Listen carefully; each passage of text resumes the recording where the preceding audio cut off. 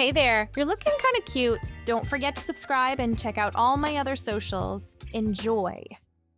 The intruder's quick fingers worked the lock. He moved fast and did not make mistakes. He knew this lock was not very good. It was easy for him because he had broken into many places before. In a few minutes, the door opened. The house was empty. He knew the person who lived there always left on Tuesday afternoons. They always did the same things each week. This made it easy for him. He went inside. He thought about his friends. He remembered the notes they wrote in his textbook. These notes told him when people would be away. He felt nervous as he walked through the kitchen. His shoes made a small noise on the marble floor. He stopped and listened. He only heard the grandfather clock in the hallway. The clock ticked the seconds. The sunlight came through the white curtains. It made light stripes on the kitchen counters. Just this one last time, he said to the empty house. But he had told himself this lie before. The master bedroom waited upstairs, second door on the right. He knew the way by heart now. 13 steps up, avoid the creaky board near the landing, turn the crystal doorknob counterclockwise. The room smelled like vanilla and jasmine, Paige's signature perfume. It clung to everything, even the air itself. The walk-in closet beckoned like a siren's cave. He pushed past the suits and blouses to the back section, where evening gowns hung in plastic covers. His fingers trembled as they traced the fabrics: silk, satin, chiffon. Each dress told a story he'd never live. The emerald cocktail dress caught his eye first. He'd tried it on last week, spent 20 minutes in front of the full-length mirror, turning this way and that. But today, something else called to him, something hidden in the very back, shrouded in white plastic. He pushed aside a row of shoes and found it. The zipper on the garment bag stuck halfway down, but he coaxed it open. White satin spilled out like moonlight. Lace sleeves, pearl buttons, a train that would sweep the floor. A wedding dress. His heart hammered against his ribs. This was different. This was sacred. This was beautiful, he breathed. The dress came free from its hanger with a whisper of fabric, heavy in his arms, substantial in a way the other clothes never were. He laid it across the bed, careful not to wrinkle the train. His jeans and t-shirt formed a pile on the floor. The dress demanded more than just wearing. It demanded transformation. He found stockings in the dresser, a strapless bra in the lingerie drawer. Each piece of the puzzle clicked into place. The zipper ran up his spine like a promise. The bodice hugged tight, meant for someone with curves he didn't possess. But in the mirror, magic happened. The dress transformed him, erased the sharp angles and flat planes. The train pooled around his bare feet like spilled milk. He couldn't look away from his reflection. The person in the mirror wasn't him, couldn't be him. She was elegant, graceful, everything he wasn't supposed to want to be. His brown hair looked wrong against the white satin, too short and boyish. But if he tilted his head just right, let it fall across his forehead, the garage door rumbled open downstairs. Ice flooded his veins. Tuesday, volleyball practice. But it was only 4:30. Voices drifted up through the floorboards. Paige's laugh, bright and surprised. Her daughter Emma responding, car doors slamming, the front door opening. Canceled because Coach Johnson got food poisoning, Emma was saying. Can you believe it? From the cafeteria tuna. That's why I pack your lunch, Paige replied. Her heels clicked across the foyer. I'm going to change out of these scrubs. Want to order Chinese for dinner? He stood frozen in front of the mirror, the dress suddenly weighing 1,000 pounds. No time to change, no time to run. The stairs creaked under ascending footsteps. Hide. He needed to hide. The closet. No, too obvious. Under the bed, the train would show. The bathroom. The bedroom door opened. Paige stopped mid-step, her hand still on the doorknob. She wore navy scrubs, her blonde hair pulled back in a ponytail. Her mouth opened, closed, opened again. No sound came out. Behind her, Emma appeared. 17, athletic build, still in her volleyball uniform. Her eyes went wide as saucers. Mom, is that... My wedding dress. Paige's voice came out flat, emotionless. Her gaze traveled from the dress to his face, recognition dawning like a slow sunrise. "You're the Patterson boy from next door." He tried to speak. His throat closed around the words. The dress held him prisoner, lace sleeves tight around his wrists. Emma pushed past her mother into the room. "Holy shit, sorry, Mom, but holy, he's wearing your wedding dress." "Language," Paige said automatically. She stepped forward, circled him like a predator sizing up prey. "How did you get in?" The truth tumbled out in fragments. The lockpicks, the empty house, the clothes. Not the first time. God, why did he say that? Paige's expression darkened with each confession. "How many times?" 4, maybe 5. "Maybe," Emma laughed, sharp and incredulous. "You don't remember how many times you've broken into our house?" Paige held up a hand, silencing her daughter. She studied him for a long moment, her nurse's eyes cataloging every detail. The dress, the stockings, the way he couldn't stop his hands from smoothing the skirt. "I should call the police." The words hit like a physical blow. He swayed on his feet, the train tangling around his ankles. "Please don't. I'm sorry. I'm so sorry. I'll never..." "Never what? Never break into my house again? Never rifle through my personal belongings?" Paige's voice rose with each word. "Never violate my privacy and my trust?" "Mom." Emma touched her mother's arm. "Look at him. He's terrified." "He should be." But something in Paige's expression shifted. She tilted her head, considering. "Though I suppose the police would be complicated for everyone involved." Hope flickered in his chest. "I'll do anything. Pay for dry cleaning. Replace anything I damaged. I have money saved from my job." "Oh, you'll pay." Paige smiled, and it wasn't a kind smile. "But not just with money." "Emma, close the curtains." Emma frowned. "Why?" "Just do it." His stomach dropped as understanding dawned. "Wait, what are you? You wanted to wear my dress so badly? Fine, you'll wear it." Paige opened the closet door wider. "But if you're going to play dress up in my house, you'll do it properly." She emerged with an armload of accessories. A veil, white satin pumps, a string of pearls. Each item landed on the bed with devastating finality. "Mom, are you serious?" Emma's voice pitched higher. "You're going to teach him a lesson." Paige's smile grew wider. "One he won't forget. Now be a dear and get my makeup kit from the bathroom." The next hour passed in a blur of transformation. Paige worked with clinical efficiency, her nurse's training evident in every precise movement. Foundation to smooth his skin, concealer to hide the shadow of stubble, blush to create cheekbones he didn't have.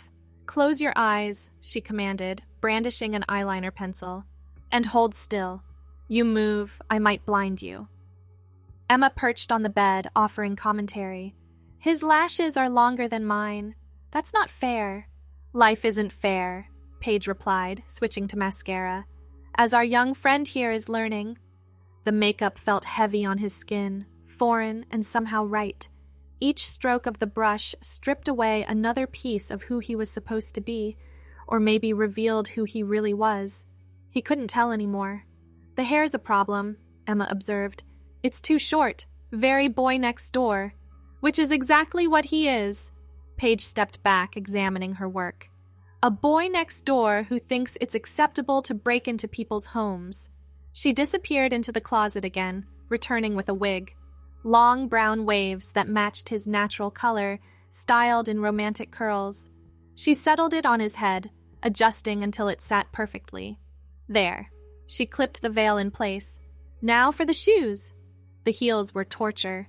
3 inches of white satin that pitched him forward, forced his hips to sway with each step. Paige made him walk the length of the room over and over, correcting his posture. "Shoulders back, smaller steps. Don't stomp like an elephant." "This is insane," he gasped, gripping the dresser for balance. "No, breaking into my house was insane. This is consequences." Paige adjusted the train, spreading it out behind him. "Emma, open the curtains." "No." The word tore from his throat. "Please, someone might see." "That's the idea, princess." Paige's use of the pet name stung like a slap. "You wanted to play dress up? Now the whole neighborhood gets to see. Emma hesitated at the window. Mom, this is pretty harsh. He's lucky I'm not pressing charges. Paige's voice brooked no argument. Open them. The curtains parted like theater drapes. Late afternoon sunlight flooded the room, turning the white dress incandescent. Outside, the street bustled with after-school activity. Kids riding bikes, parents walking dogs, neighbors washing cars. Stand in front of the window. His legs moved without his permission. The heels clicked against hardwood as he positioned himself in full view of the street. The dress glowed in the sunlight, impossible to miss. Smile, Paige commanded. Wave. You're a beautiful bride, aren't you? His hand rose mechanically. Through the glass, he saw Mrs. Chen pause in watering her roses. Her mouth fell open. Across the street, the teenage Thompson twins stopped shooting hoops to stare. Oh my God, Emma whispered. Tyler's taking pictures. Sure enough, Tyler Thompson had his phone raised, capturing every mortifying second. Within minutes, the photo would be all over social media. School tomorrow would be hell. 10 more minutes, Paige announced. Then we'll discuss payment. Those 10 minutes stretched like hours. More neighbors noticed. Some pointed. Others pretended not to see, hurrying past with averted eyes. His face burned under the makeup, sweat trickling down his spine. Finally, mercifully, Paige allowed him to step back. Sit. She indicated the vanity bench. We need to talk. He collapsed onto the seat, the dress billowing around him. In the mirror, a bride stared back, flushed, humiliated, and somehow still beautiful. The dry cleaning alone will be $100, Paige began, ticking off items on her fingers. The makeup you've used, another $50. The shoes need professional cleaning, $75, and I'll need to have the dress pressed. I'll pay it all. His voice came out hoarse. I have $300 saved. Perfect. She smiled that sharp smile again. You'll bring it by next Tuesday, cash only. Emma shifted uncomfortably. Don't you think we've humiliated him enough? Have we? Paige turned to him. What do you think, young lady? Have you learned your lesson? The pet name twisted something inside him. Young lady. Like he belonged in the dress, in this role. Like she could see through to something he'd tried so hard to hide. Yes, he whispered. Yes, what? Yes, I've learned my lesson. Good. Paige stood, smoothing her scrubs. Then let's get you out of my dress. Emma, help our princess with the zipper. The dress peeled away like shed skin. Each piece of the transformation reversed. Wig removed, makeup tissued off, boy clothes pulled back on. But something had changed. He could still feel the weight of the dress, the height of the heels, the sweep of hair against his shoulders. Paige walked him to the front door, Emma trailing behind. On the porch, she paused. Next Tuesday, $300. Don't be late. He nodded, not trusting his voice. And if I catch you in my house again... She let the threat hang in the air. Well, let's just say today will seem like a tea party in comparison. Understood? Understood. She shut the door in his face. Through the window, he could see them in the foyer. Emma gesticulating wildly, Paige shaking her head. Their voices carried through the glass, muffled but audible. Too far, Mom? Did you see his face? He's a criminal, Emma. He's lucky He turned away, stumbling down the porch steps. The street felt like a gauntlet. Neighbors stared from windows and driveways. Tyler Thompson called out something crude from across the street. He kept his head down, counting the steps to his own front door. His house stood empty, parents at work until late, as always. He locked himself in his room and fell onto the bed, still in his street clothes. The ceiling stared back, blank and accusatory. His phone buzzed. Social media notifications already. Tyler's photo spreading like wildfire. By tomorrow, everyone at school would know. Everyone would have seen. But underneath the humiliation, something else stirred. The memory of satin against skin. The swish of the train. The way Paige had called him young lady like it was the most natural thing in the world. He closed his eyes and could still feel it. The transformation, the revelation, the rightness of it all, even wrapped in shame and exposure. A week passed in a haze of whispers and stares. School became a minefield of snickers and pointed fingers. He ate lunch alone, hid in the library between classes. Even the teachers looked at him differently now. Tuesday arrived with the inevitability of a dental appointment. He counted out the bills, 24 hours of minimum wage work, crumpled in his sweaty palm.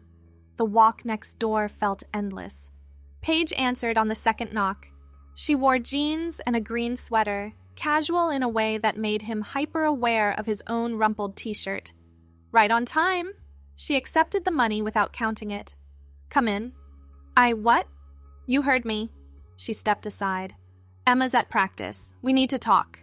The house smelled the same, vanilla and jasmine, with undertones of lemon cleaner. He followed her to the living room, perching on the edge of the sofa like it might swallow him whole.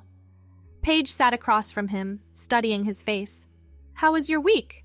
The question caught him off guard. How do you think? Difficult, I imagine. She crossed her legs. Tyler Thompson's quite the photographer. Heat crawled up his neck. Everyone saw. Yes, they did. She leaned forward. Tell me something. Was it worth it? What? The dress, the clothes, breaking into my house repeatedly. Was it worth all this? He should say no. Should apologize again, promise it meant nothing, that he'd learned his lesson. Instead, the truth slipped out. I don't know. Paige's expression softened fractionally. At least you're honest. They sat in silence for a moment. The grandfather clock ticked in the hallway, marking seconds like heartbeats. I was young once, she said finally. I understand wanting things we're not supposed to want, feeling like we don't fit in our own skin. I'm not... The words tangled on his tongue. I'm not here to label you. She held up a hand. That's your journey to figure out, but breaking into people's homes isn't the answer. I know. He stared at his hands. I'm sorry, really sorry. I believe you. She stood, smoothing her sweater. Which is why I'm going to make you an offer. His head snapped up. What kind of offer? Emma needs someone to help with her volunteer work at the clothing drive, sorting donations, organizing, that sort of thing. Paige moved to the window, gazing out at the street. 2 hours every Saturday, minimum wage. You're offering me a job? I'm offering you a chance. She turned back to him. To earn money legally, to be around clothes without breaking any laws, to maybe figure out who you are without risking a criminal record. Why? The word came out strangled. After what I did, because I think you're a confused kid who made stupid choices. Her voice gentled. And because I remember being young and feeling like I didn't fit anywhere. What's the catch? She smiled, a real smile this time, not the sharp-edged thing from before. No catch, just show up, work hard, and keep your hands off my personal belongings. I will, I promise. Good. She walked him to the door. Saturday? 9 a.m. Don't be late. On the porch, he turned back. Paige? What you did last week. The dress, the makeup, calling me... He swallowed hard. Calling me princess and young lady. Yes? It was horrible. I know. But also... He couldn't finish the sentence. Couldn't admit that even through the humiliation, something about it had felt like coming home. She seemed to understand anyway. Saturday, 9 a.m. We'll start fresh. The door closed gently this time. He stood on the porch for a long moment, processing. A job, a second chance, a possibility of something more than sneaking and hiding. Saturday morning dawned crisp and clear. He arrived at 8:55, wearing his cleanest jeans and a button-down shirt. Emma answered the door in ripped jeans and an oversized sweater. Mom said you'd be early. She led him through the house to the garage, where boxes of donated clothes towered like fabric mountains. We sort by size and gender, then bag them for the shelter. They worked in companionable silence for the first hour. Emma proved easy to talk to, chattering about school and volleyball while they folded and sorted. She didn't mention the dress incident, for which he felt pathetically grateful. These are pretty, he said, holding up a purple sundress. Emma glanced over. Size 8, women's pile. He folded it carefully, fingers lingering on the soft cotton. Emma watched him, expression thoughtful. You know, no one really cares anymore. About what? The photo, the dress thing. She shrugged. There's already new drama. Melissa Chen got caught cheating on the SATs. Oh, I'm just saying high school memories are short. She pulled out a leather jacket, checking for tears. Plus, you looked better in that dress than Amanda Reeves did at prom. He nearly dropped the shirt he was folding. What? Just an observation? Emma grinned. Mom's wedding dress is vintage Vera Wang. It photographs beautifully. Your mom made me stand in the window in it. Yeah, that was harsh. She tossed the jacket in the men's pile. But you know what? You stood there. You took it. That takes guts. They continued sorting, the garage warming as the sun climbed higher. Paige appeared around noon with sandwiches and lemonade. How's it going? Good, Emma reported. We've done 6 boxes already. Excellent. Paige handed him a sandwich. Same time next week? He nodded, mouth full of turkey and Swiss. She ruffled Emma's hair and disappeared back inside. She likes you, Emma said once her mother was gone. She humiliated me in front of the entire neighborhood. Yeah, but she also gave you a job. Emma took a bite of her sandwich. Mom's complicated like that. Tough love and all. The weeks fell into rhythm. Saturdays at 9, sorting clothes with Emma. She told stories about each donation, who wore what, fashion disasters at school dances, the time someone donated a genuine Gucci bag by mistake. He found himself looking forward to it, to the easy companionship and the rustle of fabric between his fingers. His paycheck came in cash, always with a handwritten note from Paige. Good work this week. Or, thanks for organizing the shoe section. Small acknowledgments that felt disproportionately important. One Saturday in November, Emma had an away game. He arrived to find Paige in the garage alone, already elbow-deep in donations. Emma's bus left at 7, she explained. Hope you don't mind working with the old lady today. You're not old. Flatterer. She handed him a box. Start with this one, winter coats. They worked quietly for a while. The silence felt different with Paige, charged with unspoken questions. Finally, she broke it. Can I ask you something personal? His hand stilled on a wool peacoat. Okay. Do you still think about it? The dress? Heat flooded his face. Sometimes. Just sometimes? All the time, he admitted. I dream about it. Not just your dress, all of them. The way they felt, the way I felt. Paige nodded like this confirmed something she already knew. Have you talked to anyone? A counselor, maybe? No? He resumed folding, needing something to do with his hands. I can't. My parents they wouldn't understand. Maybe not at first? She pulled out a sequined scarf, holding it up to the light. But parents can surprise you. Love is stronger than you think. Not in my house. She didn't push, for which he felt grateful. They continued sorting, the morning sun slanting through the garage windows. I have something for you, she said suddenly. Wait here. She disappeared into the house, returning with a garment bag. His heart stuttered as she hung it on the rack. I'm not suggesting anything. Her words came out rushed. But Emma's donating some things she's outgrown. I thought you might want first pick. She unzipped the bag. Inside hung a simple black dress, knee-length with 3/4 sleeves. Nothing fancy, nothing like the wedding gown. Just a dress. I can't. It's a donation. Someone's going to get it. She stepped back. Might as well be someone who'd appreciate it. His hands moved without permission, fingering the fabric. Soft jersey, forgiving and comfortable. The kind of dress you could wear anywhere. To coffee, to the movies, to class if you were brave enough. Take it, Paige said quietly. No strings attached. Why are you being so nice to me? Because I think you're carrying something heavy all by yourself. She zipped the bag closed, handed it to him. And everyone deserves a little kindness. He clutched the bag against his chest. Thank you. You're welcome. She smiled, the warm smile, not the sharp one. Now come on, these coats won't sort themselves. He took the dress home, hid it in the back of his closet behind his winter clothes. For 3 days, he didn't touch it. On the 4th day, with his parents at their weekly dinner club, he pulled it out. The transformation felt different this time, slower, more deliberate. He'd bought makeup at CVS, watched YouTube tutorials on his phone. The foundation went on smoother, the eyeliner, mostly, straight. Nothing elaborate, just enough to soften the angles of his face. The dress fit like it was made for him. He'd worried it would be too small, but the jersey stretched in all the right places. In his bedroom mirror, a young woman stared back. Not a boy in a dress, not a joke or a punishment, just a girl in a simple black dress. His phone buzzed. A text from Emma. "Mom said she gave you the dress. Send pics." His fingers hovered over the keyboard. Delete or send? Trust or hide? He snapped a photo. Nothing fancy, just a mirror selfie. Hit send before he could change his mind.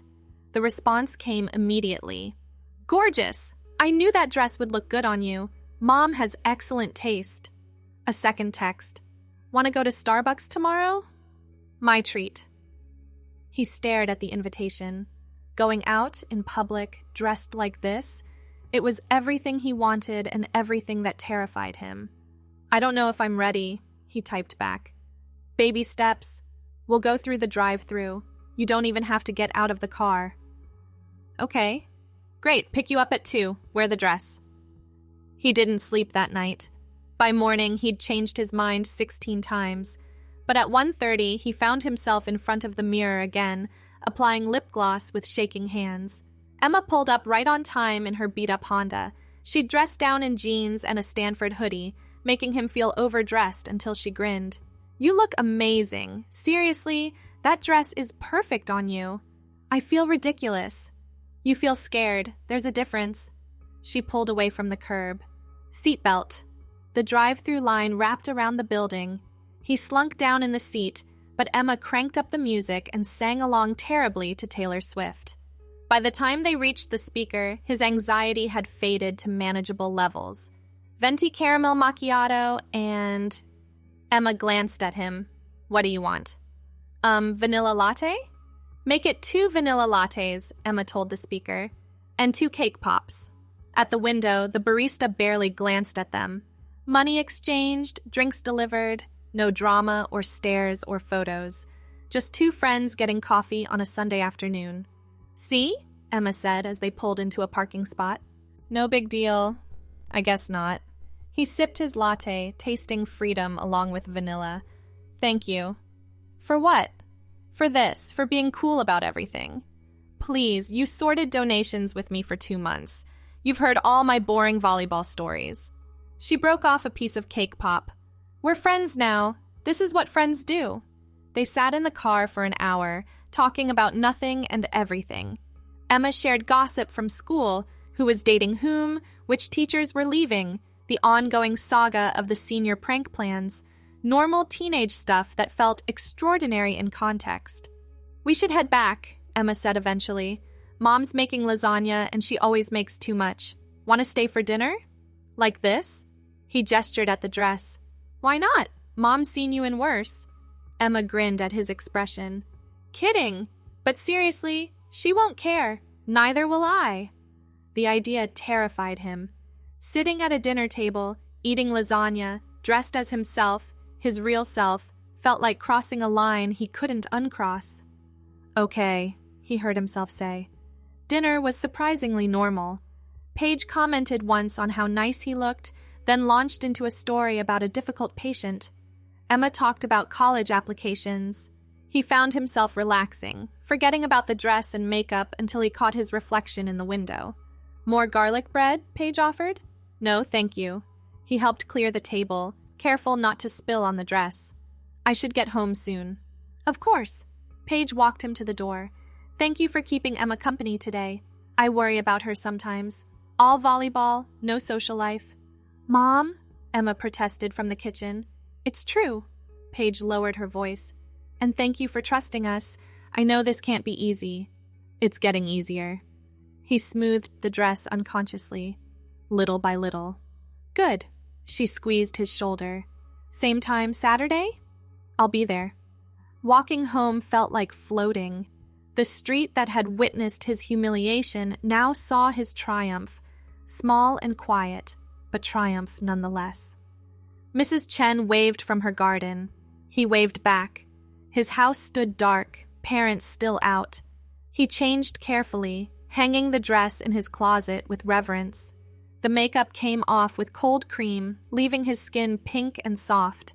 In bed, he replayed the day, coffee and conversation, lasagna and acceptance, the simple miracle of being seen and not found wanting. His phone lit up with a text from Emma. Same time next Sunday? I'm thinking mall trip. The mall, public, crowds and bright lights and no car to hide in. Yes, he typed back. Saturday arrived with rain. He spent the morning sorting clothes and listening to Emma complain about her calculus teacher. Paige appeared periodically with hot chocolate and encouragement.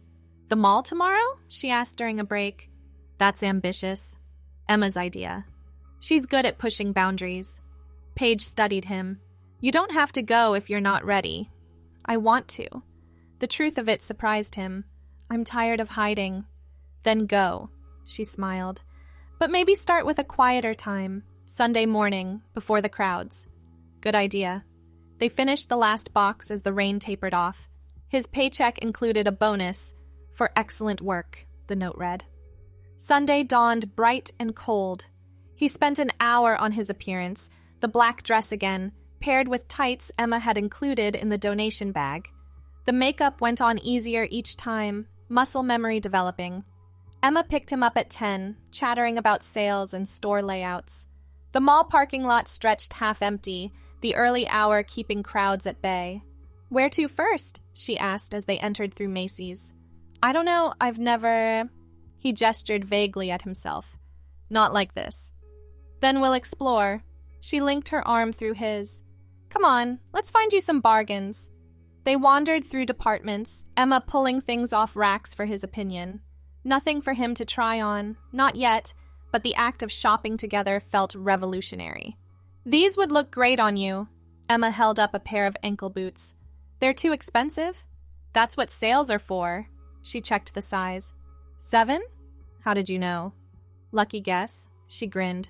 Try them on. The boots fit perfectly. He walked the length of the aisle, marveling at how they changed his stride. More confident somehow, more himself. We're getting them, Emma decided. I can't afford... My treat. Call it an early Christmas present. She waved off his protests. You've been sorting donations for months. You deserve something new. They left with the boots and a scarf Emma insisted matched his eyes. The food court beckoned. Still mostly empty, just a few early shoppers and mall walkers. Smoothies? Emma suggested. They found a corner table, bags tucked underneath. He felt exposed without the car's protection, but no one paid them any attention. Just two friends sharing a Sunday morning. Can I tell you something? Emma stirred her smoothie with the straw. When Mom made you stand in the window that day, I thought it was cruel. I almost called Dad to make her stop. Why didn't you? Because I saw your face. She met his eyes. You were humiliated, yeah, but there was something else, like you were seeing yourself for the first time.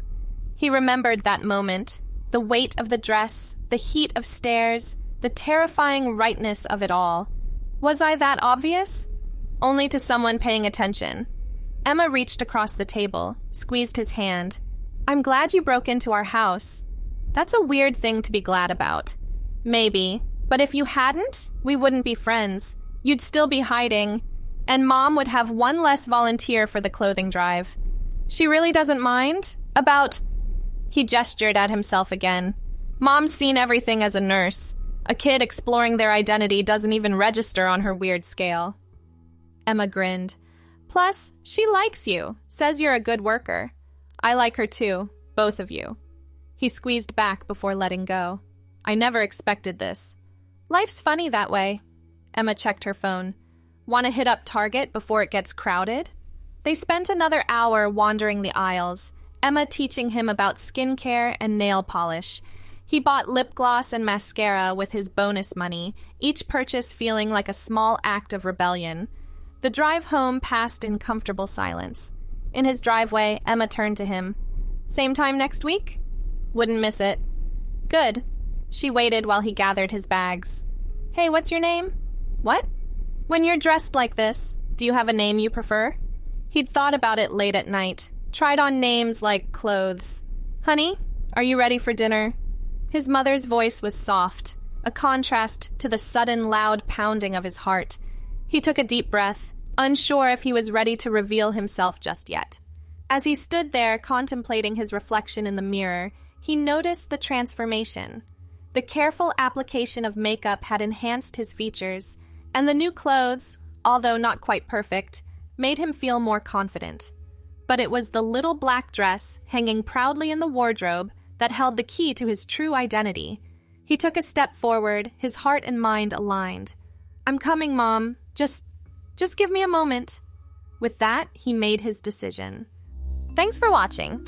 Don't forget to check out my other socials if you want more content, early access, behind the scenes, and more. All links down below.